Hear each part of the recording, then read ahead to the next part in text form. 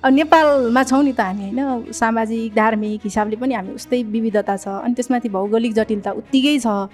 अनि करिब करिब अब 30 वर्षको यहाँको अनुभव, अब त्योसँग जोडिएर काम गर्दा यहाँको क्षेत्र फेरि पुरुष हुनुहुन्छ अनि महिला अधिकारको क्षेत्रमा काम गरिरहनु भएको छ होइन।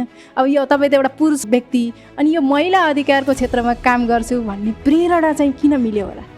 यो यस्तो यो के अरे हामी पुरुष महिला भन्दा पनि के गर्नु पर्यो भन्दाखेरि यो विषय चाहिँ हामी सबैको हो भन्ने कुरालाई पहिला आत्मसात गर्नु पर्यो होइन। हामी प्रत्येक व्यक्तिको घरमा महिला नभएको घर त छैन होला होइन। मैले काम गरिरहँदाखेरि मेरा आमाका अधिकारहरू, मेरा दिदीबहिनीका अधिकारहरू, मेरा चाहिँ श्रीमतीका अधिकारहरू, मेरा छोरीका अधिकारहरूको कुराहरू गरिरहेका छौँ र समग्र एउटा चाहिँ महिलाको विकास भइसकेपछि मात्रै त्यो परिवारको विकास हुनसक्छ, त्यो समाजको विकास हुनसक्छ र त्यो राष्ट्रको विकास हुनसक्छ।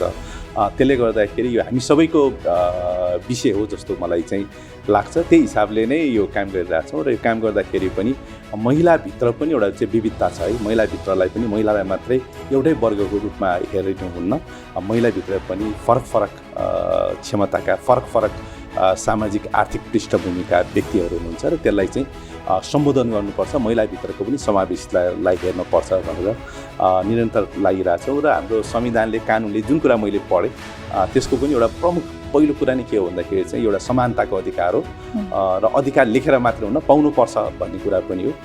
त्यसैले मैले आफूलाई यतैप्रति चाहिँ समर्पित गरेको छु।